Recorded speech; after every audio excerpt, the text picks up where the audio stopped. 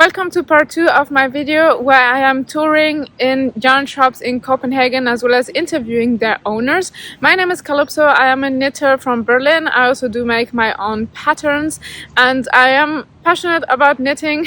I have done this kind of video before where I went around Berlin interviewing yarn shop owners. I traveled to Copenhagen for an extended weekend and decided to do the same here. I'm having a really great time interviewing yarn shop owners and in general going around Copenhagen. I'm just coming back from my interview at Sommerfuglen. I'm sure my pronunciation is a little bit off because Danish pronunciation is not that easy, although I speak German. But Sommerfuglen means butterfly, as you will learn also in the interview. This shop is run by a really strong mother and daughter team. It was a great fun to be there, super exciting to have this interview. They have beautiful yarns and a really long tradition with their shop. After the interview, they invited me to stay for a coffee and we chatted for a while about life in Copenhagen and working at a yarn shop and other topics. This morning I arrived at the interview because it's Monday morning. I arrived by bike, so I kind of was caught in the bike traffic in Copenhagen in the jams, and it was a lot of fun, a great experience to have while being here in Copenhagen. Because riding the bike here is just a different level. Although in Germany I ride my bike every day, everywhere. But here in Copenhagen it's just like crazy. And you have to be careful when you get into biker jams because everyone is a little bit in a hurry, especially on Monday morning. And yeah, it was just super exciting and I'm super happy to have had this experience here in Copenhagen. In general, I want to emphasize that I've encountered a lot of hospitality with all the yarn shop owners that I have interviewed. I was feeling very comfortable and people in general are really smiley and really friendly and make you feel very welcome. So that's an incredible part of this extended weekend I've had here that I would like to emphasize. Yeah, enjoy the video. In this video you'll see 4 yarn shops and I interviewed 2 of them.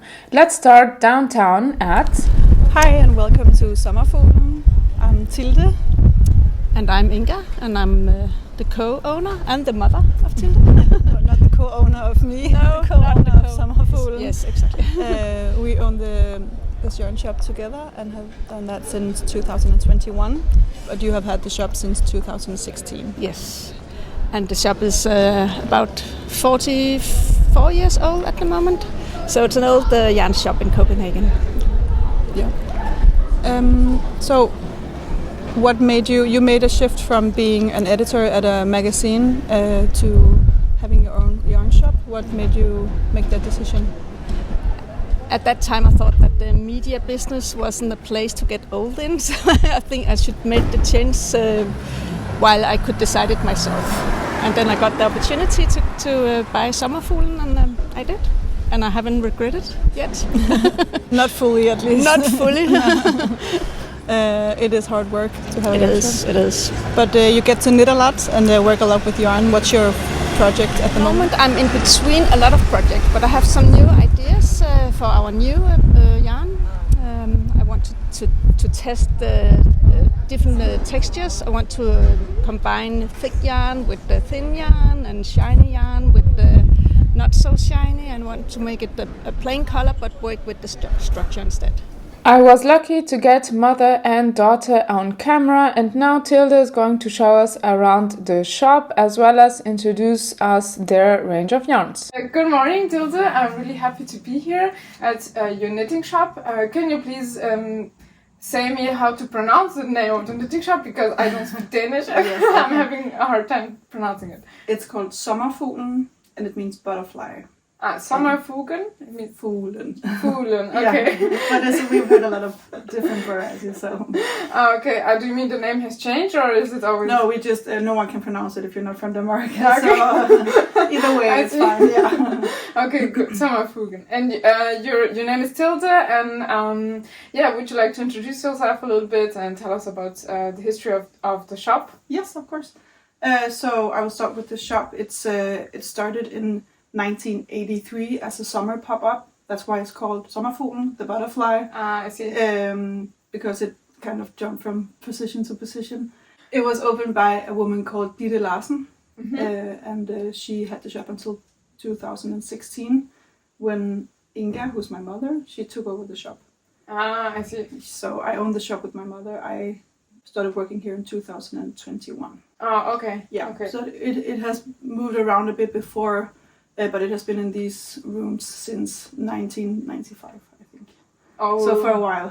So is it one of the oldest shops here in Copenhagen, or? Yes. Yeah, for sure. Okay. Yeah, definitely. I'm not sure that it's the oldest. I'm actually a bit, but definitely one of the oldest. Yeah. Yeah. Wow. So it has a really long tradition. Yeah. And what was your motivation, or the motivation of your mother, to take over a knitting shop or a yarn shop? I think for my mother, it was she was working as an editor in a magazine, and she got this opportunity because she's worked here earlier and she knew Thilde, and she just thought, why not? Why not just throw herself out there? I'm not sure she knew exactly what she was getting into, but so she took over the shop in 2016. You decided to jump in? Yeah. Yes. So I started to become a teacher, and I finished during COVID, and I had to apply for jobs during lockdown, and I was just not feeling it. And we've talked for years about, like, for fun, oh, you're gonna come and take over the shop and you're gonna help me and blah blah. And then all of a sudden it got serious because I was like, I'm not really feeling these jobs I could apply for, and it's lockdown. If it's gonna happen, it's gonna happen now. And then I started working here, and apparently I never looked back because I'm still here. You can always go back to the teaching job in case. I mean, in Germany it's like that. You can always go back to a teaching job. Definitely, yeah. It's a good. I mean, you can still use that. There's a lot of leadership in becoming a teacher. And it's the same here. We have 18 employees. So in the shop, wow. In the warehouse in the shop, yeah. So it's a good education to have. Yeah.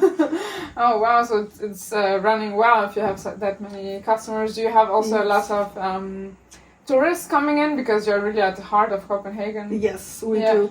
Especially right now in August, it's a prime time of especially German tourists, and a lot of Americans are coming. So we are busy. So we have to be 4 people in the shop to take care of all the customers. Exactly. Yeah. And then we have 2 or 3 people in the warehouse, which is right back here, and then we have me and 1 other person in the office. Yeah, it's a little bigger than people think. Yeah.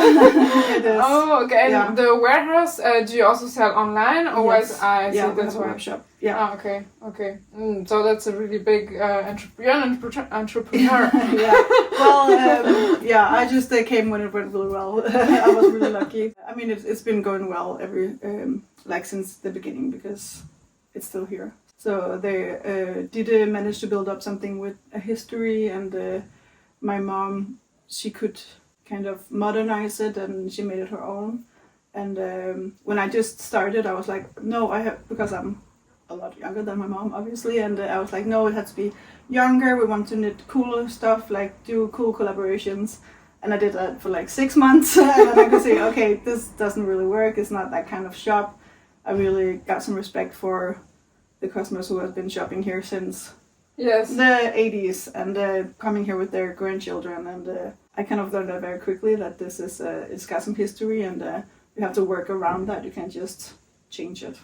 But I'm sure you still brought in some ideas, or your energy. I mean, hopefully, I think so. I mean, of course we are from 2 different generations, so we of course look at how to run a business in 2 different ways. And so right now I run the business mostly, and she does. We have our own yarn brand called Value, which is our last name. So she does the talking to the yarn spinners, and she does a lot of classes, and she does.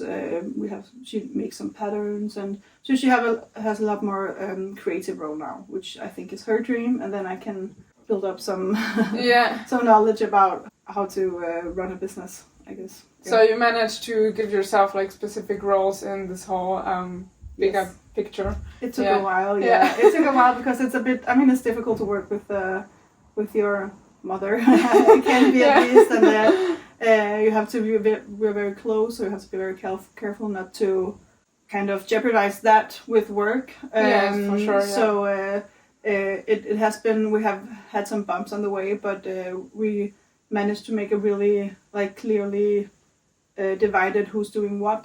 Yes.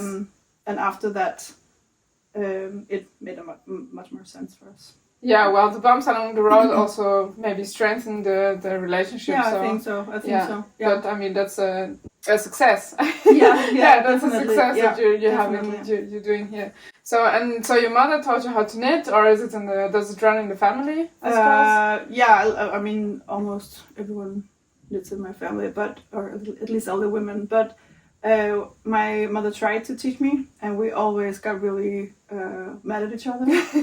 So she tried so many times when I was a kid, and I was just like, no, I'm never gonna knit. I hate it. And then she took over this shop, and I started thinking, okay, maybe should I learn it? And then I just started looking up Kimi Munkholm in YouTube, which is a Danish. Okay. She's a Danish. She makes knitting videos, and I just you can pause her, which is very nice. You can't pause your mother, so you can pause her, and then you can knit, and you can play or go backwards without anyone being mad. So that's really that helped me. So yeah. But it's great because some people have difficulty learning knitting in 2D because it's a 3D thing, so on the screen sometimes it can be a bit difficult. I had some issues, but I mean, I could always ask my mother. It's never been a good idea for most people. I think we don't learn the same way, so... Yeah, it's normal. I mean, two different brains. Yeah, exactly. Yeah. Yeah, and I think I've heard that you have to skip a generation, so I should have learned to knit by my grandmother and not by my mother. A little tip for anyone else. It's better to skip a generation. Yeah, so ask your grandmother about to learn how to knit. Yeah. Or your aunt or someone. Exactly, just not too close. The shop is really big. It has many corners and it's really deep also. And I was surprised when I came in, just a whole world opened up to me. And what is your world of knitting? Do you like to knit with smaller needles or bigger needles? Or what is there a yarn you prefer? Or what is your knitting preferences or style? How would you describe it?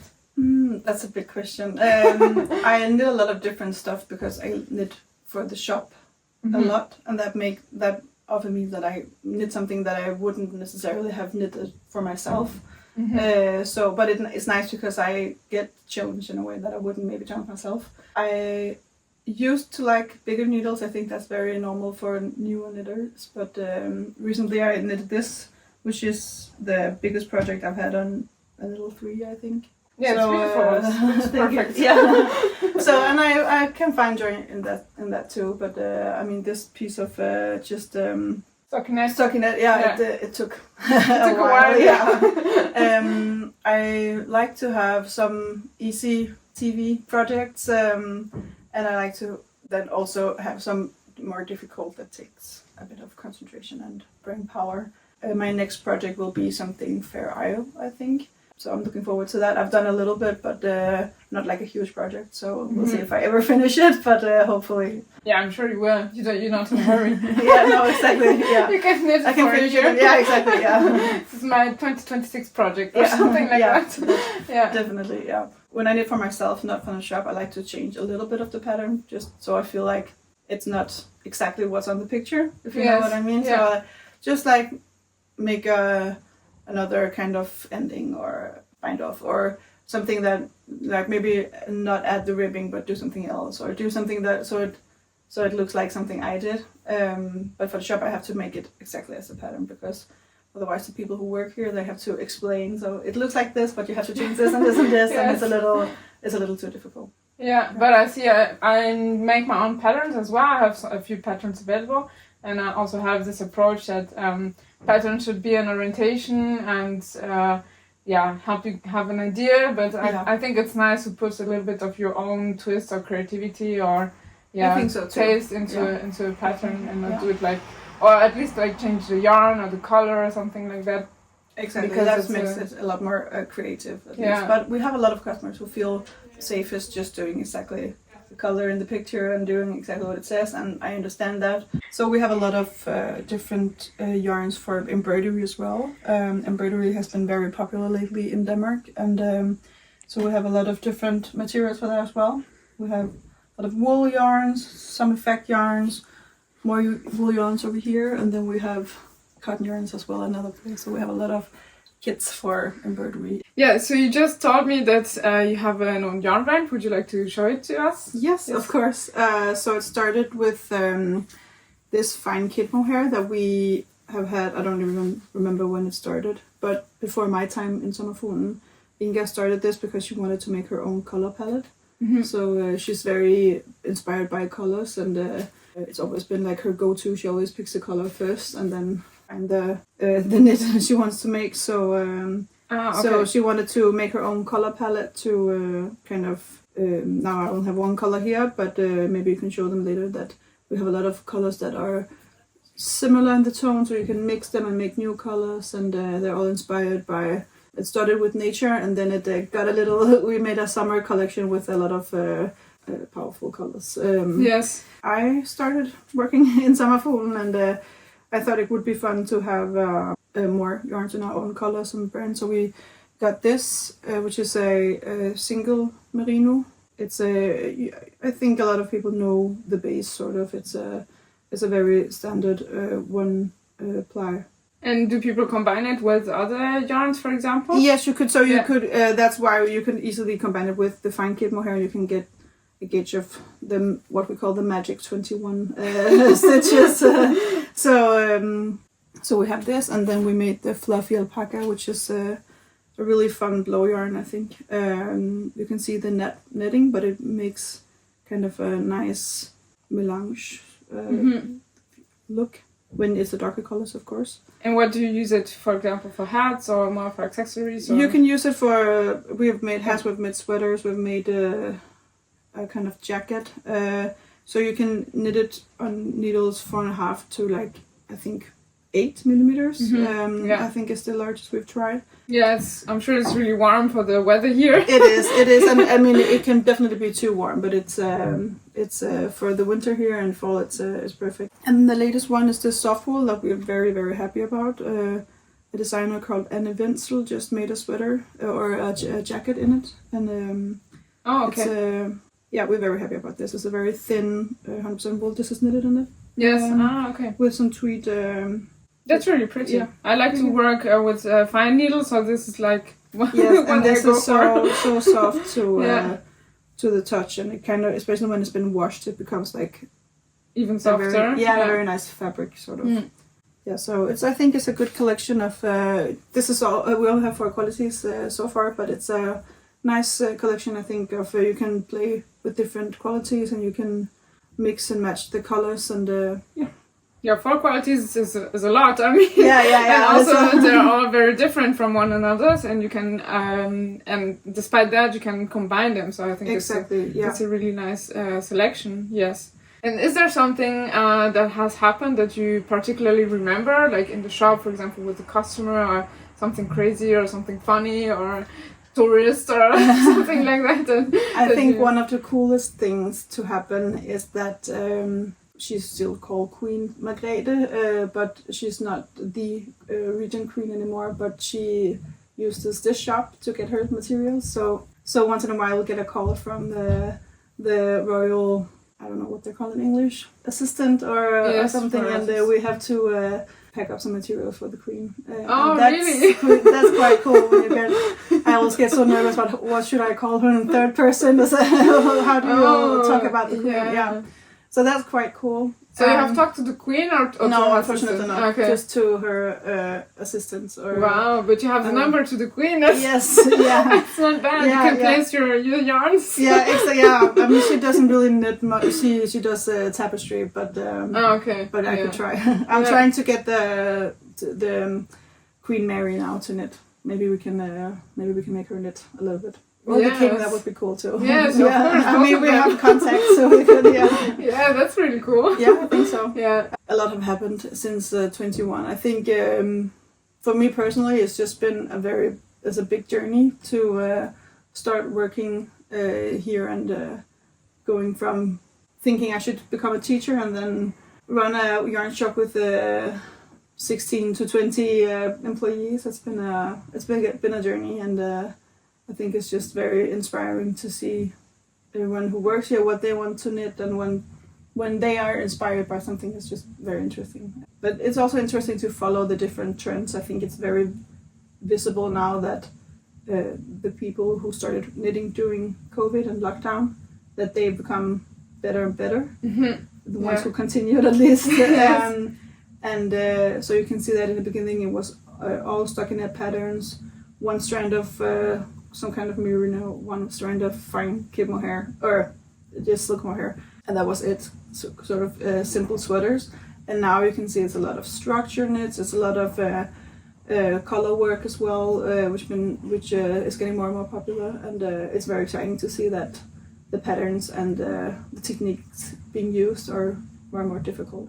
So you enjoy really talking to the customers and putting a selection of yarns together with them and choosing the colors, and is that something that you enjoy? Like I do. I get to do it rarely because I'm mostly by my computer in the office, unfortunately. Okay. But sometimes I get down here and yes, I'm like all over the customers to try to talk about yarns in another way, I think, than just ordering them online. So can customers ask for you if they want? If they want a special kind of, I mean, all of my employees are very good at their job, and they probably know even better than me what goes together with what patterns, because they get the same questions a lot. But if you want to talk to me, yes, of course. I'm just an email away. Okay. And since you've been working here on knitting, have you observed like a development in knitting culture, or more specifically in Danish knitting culture? Of course, petite knit is still very, very popular, and I think she will be for a very long time. But you can also see that people choose smaller and smaller designers, and I think that's because they trust in their own knitting skills more, so they don't have to go for the safest choice. Not that smaller designers aren't good at making patterns, but you just know that petite knits are very well written, and maybe you've knitted 4 of her patterns before, so you know what you get. They want to try new things, and they're more confident. Exactly. Yeah. And do you have a favorite knitting designer or pattern maker? It depends on what day you ask me. I mean, right now, of course, I really like Anja Wenzel because she made the pattern, and she makes very interesting silhouettes, and very simple, very Nordic, but it's you can easily make them more fun with another color, or you can it's just a very good, she knits in a lot of exciting structures. She made this one in a honeycomb kind of structure. So maybe to finish off, what is your favorite thing about working and running also a yarn business? I think there's a lot of different aspects to that, because for me, one of the things, I mean, of course, I work with yarn. I mean, that's a lot of people's dreams. There are a lot of people dream about that, and I think that being the one who decides like what color should we take in, what collaborations should we do. Especially I like doing collaborations with yarn dyers or people who make stitch markers or whatever. So that's very fun, I think. And then I also really like creating a workspace. It's a very big task of yours. Yes, it is, and it's a lot of responsibility. And I can't say that I always do it perfectly, but I find that to be maybe the most noble task that I have, because I know that my employees make sure that this shop looks beautiful and that our customers are very happy. So I just have to make sure that they are also happy going to work. And I do that by sometimes choosing some new fun yarn, and it could be, that was a bad answer, sorry. No, I mean, it's really important to, and it's not easy to manage many employees and people, and to keep them satisfied and happy on the everyday basis. It's really a difficult task, so At least I think that's the most, I don't want to say important, but I think it is the most important task, because I think it's important to create a safe and nice to work environment, because the customers can feel it. If the energy is like the vibe. Yeah, exactly. Yeah, you have to create a nice vibe with the employees. So yeah, for sure. I mean, I'm sure you're doing a great job at that, because I came in, I was like, wow. Oh yeah, no one's even here. So, have the shop for myself. And another thing I really like is that we just went to a fair last weekend, and we found a lot of new crazy and fun effect yarns that I can't wait to get home, because it's with glitter and fur-looking things, and we usually don't do that much, but just once in a while I think it's fun to have just a little bit of it. So that's fun too. Great, then you can look forward to some glitter and furry. yeah. Well, I mean, we mostly have just beautiful natural wool, as you can see. As you can see, this is like stunning. So Yeah. Thank you very much for having me. I had a great time, and thank you for coming. Yeah. So come in here. I'm sure you'll find something that makes you happy. Yeah, it's hard not to. Bye. Today is my third day here in Copenhagen. It's a little bit rainy and really cold. It's like 10 or 12 degrees Celsius, something like that. So I just layered all my knits, and we're at the end of August and summer is gone here, I think. So for me it's really cold at the moment. Yes, at the moment I haven't done any touristy stuff. So today that's the plan. I'm going to do the touristy stuff here in Copenhagen, and of course jump into some yarn shops that I have on my list, and film a little bit for you, show you the yarn shops. I don't have any interview scheduled for today, but we'll see. Maybe I can convince someone to have a spontaneous quick interview for me. If not, then it's fine. I just had breakfast at a bakery shop called Rondo. I don't know how to pronounce it in Danish, and I got myself a really tasty bun with some cheese and also a cardamom sniggle. It's really tasty. I like it. I had to wait in line. That's something I would never do in Germany, to wait in line at a bakery. But yeah, it was worth the wait. It's really tasty. I liked it, and it's not touristy people in the line. It's really Danish people, as far as I understood, as far as I saw, as far as I'm able to guess. And but it's tasty. It was really good. Answer some pictures and come with me today. I am just outside the shop Uldstedet, and the owner of this shop is also the owner of the brand Gebart, which is a Danish brand, and you never stop learning, because I wasn't aware of that. The owner was not here, unfortunately, at the moment, but maybe on another day I might have an interview. If it doesn't work out, then I'll insert the videos that I have just recorded inside. And I already do have my eye on one quality of Gebart yarn that I have been wanting to knit for a while, and yes, maybe I'll come back on Monday and treat myself, or I'll see what I do. The shop Uldstedet is located in the city center and is easily reachable with public transportation. Of course, the shop mainly carries Gebart yarns because it belongs to the owner of the brand Gebart. I would be curious to know why they chose the name Gebart. Maybe it's just the owner's last name, but in French Gebart means a cheetah, but I'm not sure you can win fibers from that animal, but it's one of the fastest animals on the planet. Maybe I'll be able to solve that mystery later on, when I'll have an interview, hopefully in November, with the owner Sus Gebart. They have a huge variety of colors and types of yarns, different types of weights, such as boucle yarn, but also lace yarn, vintage types of yarns, and also different kinds of fibers, such as cashmere or pure wool. I had a lot of fun looking through their yarns, and they also have a lot of accessories and tools for knitting. Of course, needles, a big wall full of needles, so you can come here and leave with all the supplies you need to make your next project. I particularly liked the yarn Woolia, which is very squishy in this cake and available in many very eye-catching colors. I really like this thickness, and it is really, really soft and nice. I'd like to knit something with that. I'm sure it is really stretchy and has a lot of memory to it. They carry also a huge variety of Isaga yarns, and I'm starting to develop a crush on Isaga yarns, I think. I also found the yarn Heholz, which is a Danish brand I talked about in video 1. Susanne from Tante Grön gifted me 2 skeins of this yarn that I will show you right away.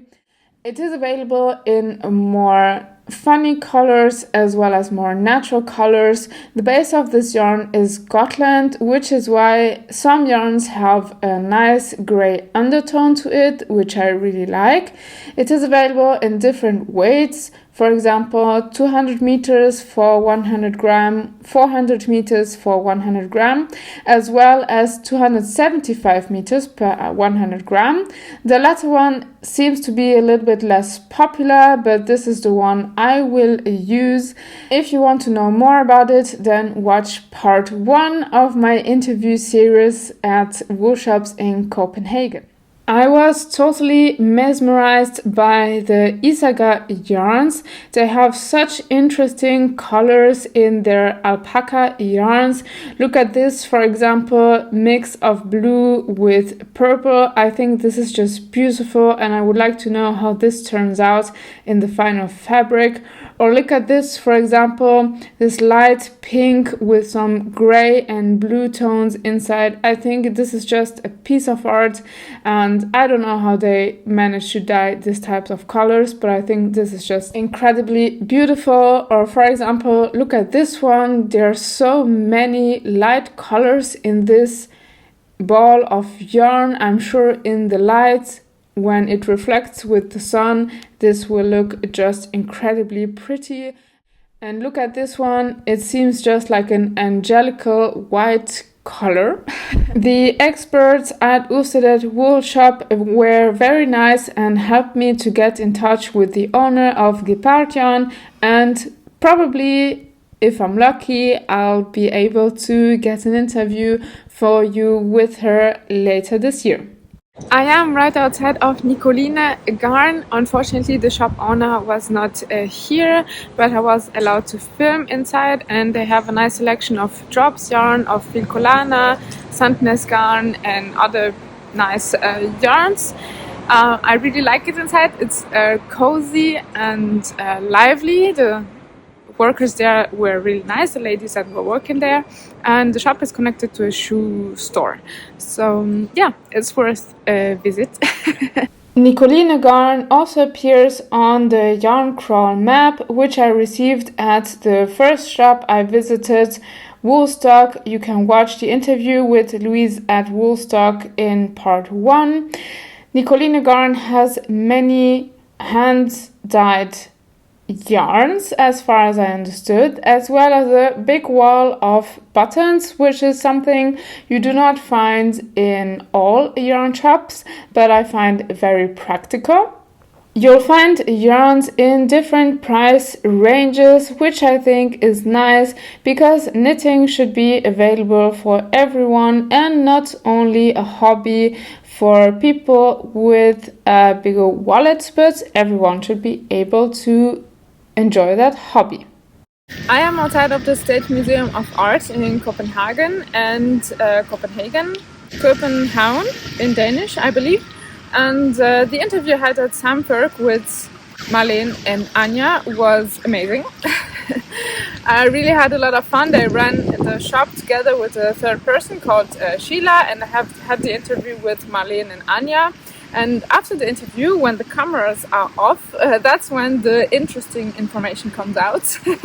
No, I mean, we kept chatting, and they told me, Anja and Marlene, that they've known each other for 20 years and that they met in university, if I remember correctly, and now they're colleagues at the clinic where they work, and they also became colleagues in the shop that they run together. I think that's something they should celebrate. We should celebrate more sorority and support more sorority because we used to celebrating romantic relationships that last many years, but we should also celebrate friendships that last many years. They are just as valuable in their own right. So that was a great interview. I had a lot of fun, and they were so friendly. In Germany, for instance, you feel when people kind of make you feel when you're supposed to leave and when they want to move on and do something else, and that's nothing personal. At least in Berlin, people are very direct. When they want to do something else and their time is over, then they'll just let you know somehow that it's time to go separate ways. But with Marlene and Anja, they just kept talking, and we were having such a good time that I didn't exactly know. I didn't want to take their time away. So they were so friendly that it almost made me feel uncomfortable, and that's what I find incredible. So that's what I've been mentioning also quite a few times, that I've had really great experiences with the yarn shop owners. They were so friendly and very, very warm with me, and talking a lot and spending time, and also interested and curious about me. Marlene and Anja made me feel very comfortable in the shop when we had the interview, and I hope they felt also great during the interview, and I think it turned out very lovely. So I hope you enjoy it. I'm looking forward to more interviews here in Copenhagen, in Denmark, at the heart of Danish knitting culture, where everything is super hygge. And now I see I understand this style that is so popular, and also the way Danish people design and organize their environment, and that also of course translates into their fashion and their clothing style. I understand why it's so popular, and for sure it's nice. It looks really cool. I am just outside of Samværk, a really pretty knitting shop here in Copenhagen. I just had an interview with Marlene and Anja. They took the time after the opening hours to chat with me and show me around the knitting shop. And I'm sure you'll enjoy the interview as much as I enjoyed sitting there with them and talking and laughing. Yeah, I'm really happy to be here at Samværk. Do I pronounce it correctly? Almost, yeah. Almost. Samværk, yeah. Samværk. With Anja and Marlene. You're two of the three shop owners of Samværk in Copenhagen. So I'm really happy to be here in your beautiful shop. We're happy to have you. Thank you. What does Samværk mean? Samværk means co-creation. Sam is like zusammen, like yes, together, and Værk is working or something like that? Yeah. Okay. And actually there's a nice story to it, since we are three owners. We are Thilde, Anja and Marlene. So it's also the acronym of the two names. Okay, nice. It came to Marlene in a dream. It was meant to be. we thought so. Okay. And also because we like to think of Samværk as both a yarn store, a cafe, but also a community. So it's something that we co-create. Yeah, nice. Yeah. And how long does Samværk exist now? For almost 2 years. Yeah. 2 years. Also, it's quite young. It's a recent project. Yes. Celebrating our 2 years birthday on September 1st. Yeah. Okay. And what's moved you to open up a yarn shop? Lots of things. The simple answer is our love for knitting, but also we are therapists. Mm-hmm. I'm a psychologist, and Marlene is a psychologist. Thilde is a psychomotor therapist. We all needed something to work with our hands. Yes. After feeling stressed out for a day, when having a lot of, mind work. So we needed the crafting with our hands. Yes, yeah. We wanted to create a more balanced and varied work-life balance. So I think one crazy idea led to another, and you started it. I started it. To admit that. Why can't I just open a knitting cafe? Yes. And we were like, well, we can. Yeah. We're in. And then we were all like, are you serious? Mm-hmm. And then it became serious. Yes, serious. Pretty fast actually. Yes. Okay. I think it was in February or something like that, and in May or June we kind of got the place where we were located before. Okay, so you just moved here? Yeah, we moved here in December. So it's been like a progress, like step by step. You first went in another store and then here, and this one is really beautiful. I mean, the floor is like blue. It looks like the sea. Exactly. You like bold colors, and that I like. what did you think, or what was the idea behind these bold colors of the shop and the design of your cafe, knitting cafe? I think we wanted to not look like everybody else. Yeah, and like stand out with these colors, and we picked kind of a color each. Oh, okay. And then put it together. Okay. And then we took the colors from the old shop also and put it here. So it's the Samværk colors. Yes. I see. That Okay. became sort of our trademark to have these colors. Mm-hmm. And also we've been inspired by color the whole time. Mm-hmm. Also because of our vision that was this scrap yarn candy shop. Yeah, tell me more about it. Which is also like, I think it was one of the first visions we had for the shop. It was like, because we all had like heaps and heaps of scrap yarn stacked everywhere, and our husbands were going nuts over yarn lying everywhere. So we thought, we can make something of this. It has to make use in everyone's projects, and so the candy shop feel, or the playful, creative vibe, was something that really inspired us, and also made this. The concept is that you grab a basket and then you can play with the colors. Yes. You can make yourself a little bag of scrap yarn candy, and you just pay by weight. Oh, okay. You use it for a project like this, so you can. Some people use it just to repair or to mend something, and they just need something in a particular color. And some people just use it to play. Here in Denmark, we have a concept called Friday candy for the kids. Oh, okay. Yeah. And sometimes we Friday joke about that candy when for the knitters. the parents can come here and mix their Friday candy in the scrap yarn bar shop.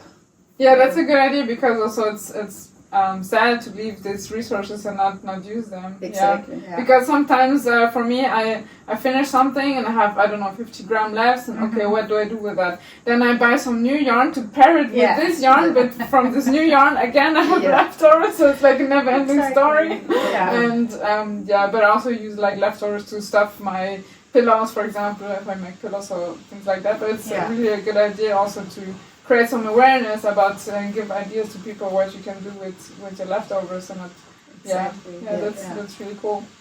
And it also translates into your outfits, which are really bold. I like it. We like colors. Yeah, we do. Who are you, little guy? This is Alba. It's really soft. This is real wool, right? It is made from real alpaca wool in New York State. And you imported him by plane then? I did. He had his own plane ticket, or? Almost. My son saw it in the shop and could not let Alba stay. So he baptized Alba, or? Yes. Yes. Alpaca, Alba. Yeah. Ah, okay. So he's the pet of your shop. Yes. Together with the Mo. Ah, you have a big dog there. I can show it maybe later. Yeah, he looks friendly, although he's like big. Looks like a small cow. It's because the butcher shop, which was here before, was called Butcher Mo. Ah, okay. So you call the dog Mo? Yeah. Okay. Yeah. In honor, that's very important for us to say. Because he was here many years before. Yeah. Yes. Yeah. And tell me, what are you knitting at the moment? I'm knitting. It's called Vandglimt. It's a top, and it's a free pattern from Filcolaina's webpage. That's one of our brands, and they work together with different designers. So you can actually download it in Danish and English for free on their website. Ah, perfect. This too. This is what I hope. Yeah, I like that. So yeah, it's that's a very really nice cool. service they have. Yeah. So that's what I'm knitting. Yeah, that's really pretty. That the color combination is nice. I like also that the stripes go vertically, because many knitting is like leads you a little bit to make horizontal stripes per definition. Yes. So it's nice sometimes to have like different directions in your knitting. And it's a nice technique. We call it vævestrik. I don't really know the term in English, but it's directly translated, it would be weave knitting. I see. There might be. Yeah, it looks could be weaving. Yeah, Yeah. It looks similar. Mm-hmm. Yeah, it mimics a little bit the weaving. And of course, I'm bringing it with me in our wonderful Samværk tote bag. Nice. Available This is in the store. Yeah, this is a perfect project bag if you can't come to Copenhagen. Yeah. And Marlene, what are you knitting? I am. I made myself bean spin. What do you call that? Some It's like giving a yourself set of rules, a challenge. a challenge to knit only from the scraps left of the Filcolana models that we knitted. Okay. So, yeah, I have a lot of leftovers. This is this one, for instance, and you cannot see it, but there's a model up there called Feather of a Bird, Birds of a Feather. Probably. Yeah, and some of it is from there, and then I'm knitting the Inner Child sweater, which is also the one Anja has is wearing. By Lærke Bagger, Danish knit designer, which is a very popular lady here in Denmark. Yes. And do you prefer to? I see you kind of prefer to knit with big needles, and do you prefer smaller needles, or is it just a coincidence? It's actually just a coincidence. Yeah. I think you and Shyla picked this project for me. Yes. So, and I never cast on a needle two before in my life. Okay. So it's actually a challenge, but I like it. So you pick projects for each other? Sometimes, yeah. That's nice. It forces you to leave your comfort zone a little bit and try different things. Yeah, exactly. Yeah, that's nice. Yeah, that's cool. And I really like the creativity in knitting something like this. So that's very in my comfort zone. Yeah, this is for sure an eye catcher with all the different colors and textures. And, there are many great knitting designers coming from Denmark, and do you think they have? How do you think they have influenced the knitting culture, especially like Western knitting culture? I'd say because they kind of made knitting also more popular, and you hear the names like all over the internet. How do you feel about that, or how do you have observed that? Maybe, what's your point of view on that? Being Danish, being that. Yeah, I think first of all, the both of us started knitting for real with Lærke Bagger. You can show them. Yeah. She has 2 books. And and for me it was what attracted me to Lærke Bagger was the notion of just going a bit wild with knitting, because I tend to be, the rule following type, and I would obsess about getting everything right, and it took me even longer than it does now to finish projects. I'm a slow knitter, but I used to be even slower.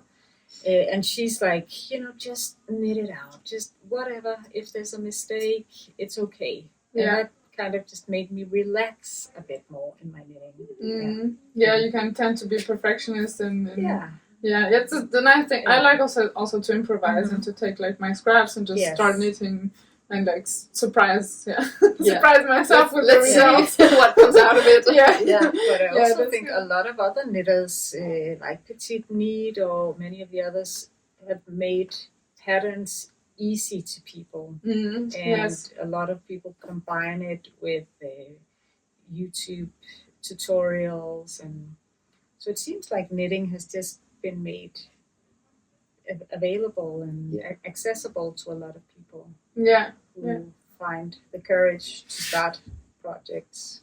You can start smaller and go crazy. Do you have a part? How do you pronounce it? Lærke Bagger. Lærke Bagger. Lærke Bagger. Do you have any other favorites knitting designers? I really like one she's called Katja Dyrberg, I think, and her brand is called Pop Knit. Yes. Oh yeah. She's the one that has designed this one, and she also uses a lot of colors and funny techniques, and it's just all very. of the designs are named after pop songs. Yeah. I Which is see. also just Yeah. catchy and fun. Yeah. Yeah. Cool, that's cool. Yeah. Yeah. So do you think Danish knitting culture has exported a lot, like it has become very popular, and also it has made knitting in general more popular. What do you think about that? Is it also something you have noticed, or in your daily life, or working here at the shop? Yeah, I think Petit Knit, for instance, Yes. has gone over the borders of Denmark for sure. And a lot of people sort of think of Scandinavia and the northern countries as, having an old knitting culture. Like we have a lot of Faroese yarn where they have a very strong knitting culture, and a lot of Fair Isle. Yeah, that's, thank you.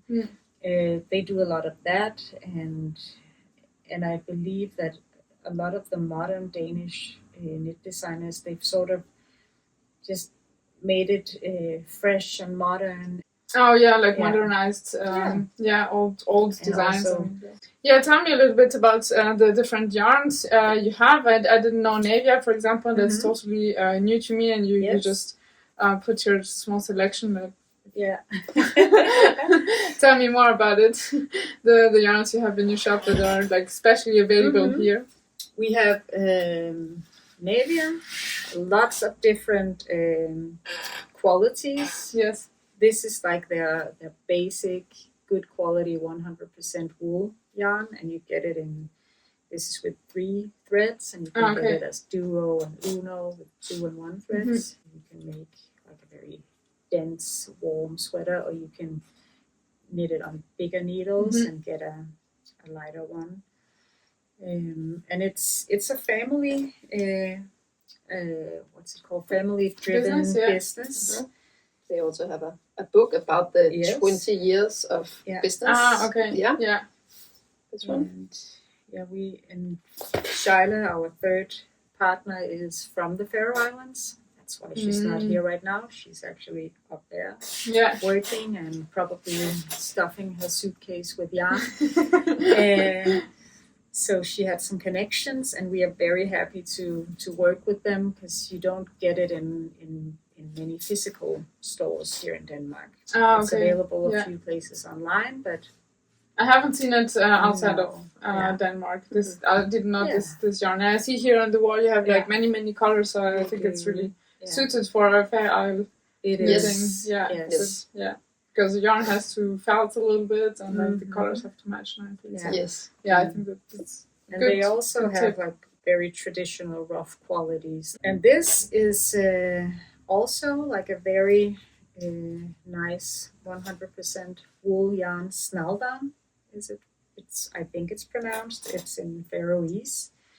Also family-driven business. And the system that took me forever to figure out is that the waves is how many threads it's woven from. I see. Yeah. Is this also why they have so many labels on it? Or? Yes, that's just 50 grams per label. And they come like this. Okay. And we love it when we get the bags from up there, because you can really smell the lanolin. So do you divide the skein if someone only needs 50 grams? You divide the skein. That's a really good trick. Yeah, that's really practical. But we leave them like this because it looks so nice. Yeah, it looks like a nice braid. Exactly. And we get a lot of tourists here, and we're often asked, do you have any local yarn? Yeah. And you found some very local. Yeah, from it's called Sydhavnstippen. It's like maybe 5 kilometers from here. A green field where there are sheep and alpacas also.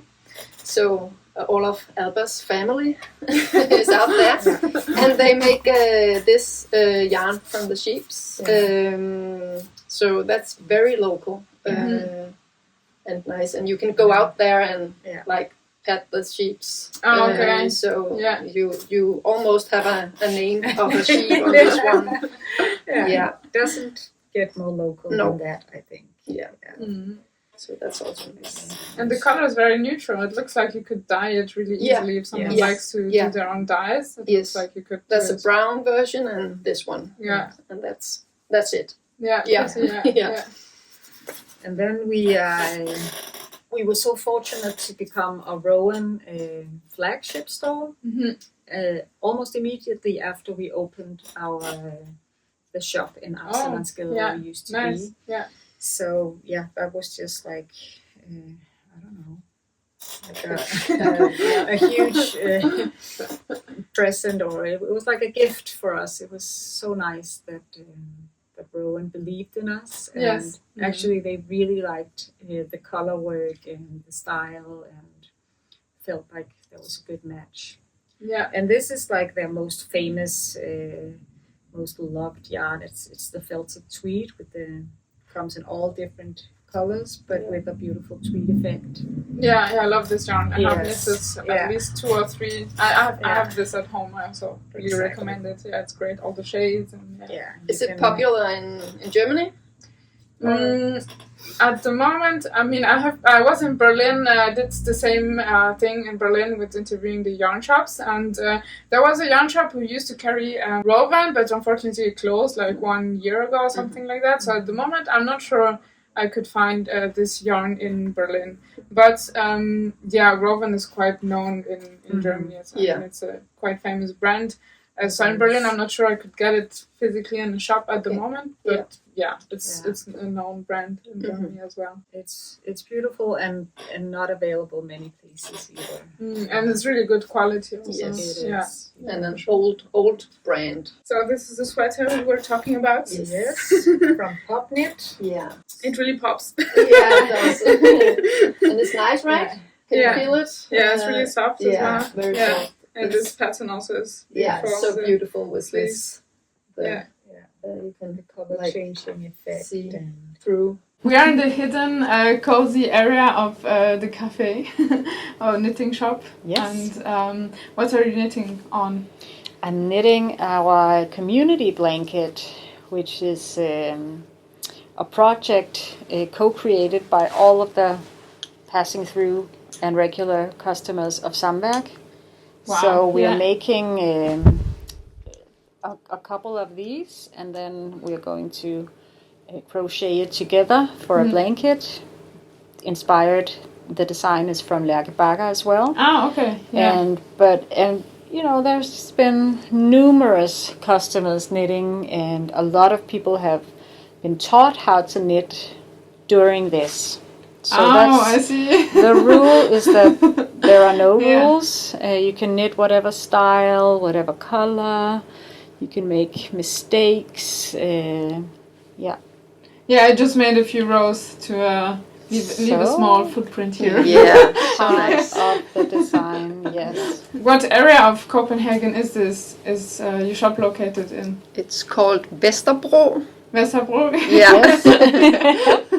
Yep. And what is the character of this area, and how does it influence also the life of the shop and the cafe? Yeah, it's a very it's been popular the last few years, but it's an old working class area.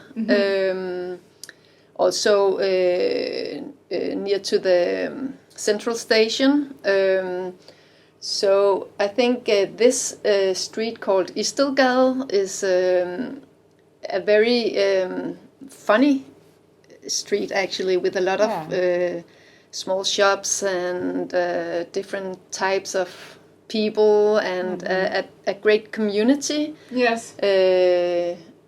So we're very happy to have moved here. It suits us very well. Yeah, so you know your neighbors, and you have a sense of community here in the area. Yeah. Both with the other shop owners in the street, but also people who live here. There is a village feel to it.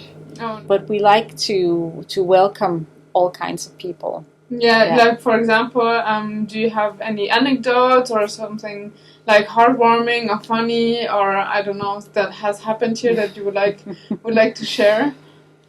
I think one of my craziest experiences was two guys who had been all over Copenhagen drinking for a few days, and they both had brought their dogs. Yeah. And then they got this very sweet idea that they would get yarn for their wives. Ah, okay. And that was a very challenging experience. I've never heard that. Yeah. And there's quite a lot of party people in the street also. So. Yeah. But also we've had our neighbor who owns very nice falafel kebab store called Ankara. We highly recommend. He once brought his mom to come in here to knit in the cafe. He wanted her to see this place. And so they are quite supportive of our project. Yeah, that's great. Yeah. So she found something and started knitting or restarted knitting. Yes. Yeah. Nice. That's great. I think one of my best experiences is that we had this sewing circle, which was a knitting circle, where different people came who didn't know each other and didn't know us, and it was a South American woman who hosted it. It was back in the old shop, and there a woman came who didn't know she didn't know anyone. Yes. And she's from the States. Yes. And this year, because her husband is working here, she has become a very big part of our community here and is helping us. And so she's she met some friends also that evening and decided to stay in Denmark. Yeah. Ah, okay. Yeah. So maybe this community was part of her decision to stay. We here. like to think so. Why not? For sure. Yeah. But I think it's an important place for a lot of people to come here and meet other knitters or crafting find people. some friends, meet some friends. Because you can just pop in here and sit and knit, and then you actually, I think you experienced it yourself. Myself, I just chatted with someone. And then so you meet a lot of new friends, maybe. That's always really nice about knitting. And we support that by having various events here. We have something called the Samværk salons, where we invite different people to talk about something. It could be reading poetry or having a workshop on creativity or So you combine knitting with other types of art or crafts. We have jazz concerts and so there's a lot happening here. We have workshops for beginners or more advanced, different techniques. Great. So that's also a nice way of contributing to the village feel of the area, and bringing people together. Yes, for sure. While crafting. While crafting, How do you say "not without my knitting needles" in Danish? Ikke uden mine strikkepinde. Ikke uden mine strikkepinde? Yeah. Something like that? Yes. Okay. Great. So thank you very much for having me. I had a great time, and I hope you had a great time as well. And so love thanks to very have much. you. Thank Bye. you. Bye. This is my last day in Copenhagen, and I was just downtown. I will just walk around a little bit more downtown before I leave tonight with the plane. And I decided to treat myself at Uldstedet yarn shop. I found this beautiful Isaga yarn, and I think I'll just develop crush on Isaga yarn. I'll have to try it out a little bit more. It's a coincidence that I just started a project with Isaga yarn like 2 weeks ago. I got as a present gifted from a friend. I received Isaga yarn gifted, and I'm developing a crush on this because I just got myself the Isaga Trio 1 in this incredible color. This is a really strong color, but it is here nicely variegated, and it is super thin. I have to knit this with a 2mm needle or thinner. So I'll see how I manage. And I got myself this three beautiful balls. This is linen, cotton and lyocell. This is just wonderful, pretty, very nice color. Finally, I just want to say that I find so cute how Danish people pronounce my name, because in German you pronounce the Y of Calypso, you pronounce it like an U. So it's pronounced Calypso, but still some people pronounce it more like an E, so sometimes it turns out like Calypso, and I don't like it that much. And in Denmark, people really say Calypso, they really emphasize the U, and I think this is so cute. It made me feel really happy every time I heard my name pronounced this way, like the really Calypso. And yes, especially I think people who have a more complicated name might relate that they don't hear their name so often, because maybe other people are a little bit intimidated to pronounce a complicated name, but I really like to be called by my name like everyone else. And so I really enjoyed being called Calypso here in Denmark. And also when I arrived at Samværk knitting shop where I interviewed Marlene and Anja, Anja played the song My Name is Calypso for me, and I think that's the title of the song. I'll blend it in here. I also blend in the name of the artist, and I find it just really cute, because when I reached out to them, I sent an email, and I started the email with "Hi, my name is Calypso," and that's exactly the lyric of the song. So it kind of reminded them of very old times when they used to listen to that song very, very often. So it's kind of, I don't know, destiny maybe, that a Calypso popped into their shop and wanted to interview them. So when I arrived, they played the song really loud for me in the shop, and it was just really cute and heartwarming.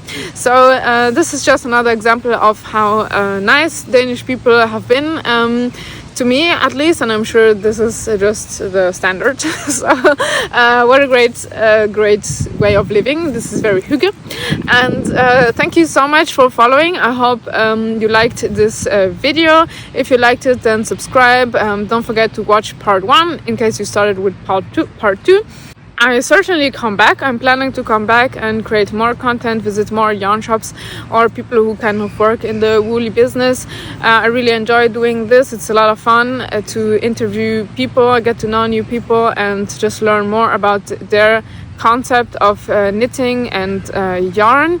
So I can only recommend to visit here, do some woolly tourism in Copenhagen or in Denmark in general. I've had a really, really great time. So if you enjoyed this video, please subscribe for more, leave a comment, and see you in the next video. Bye bye.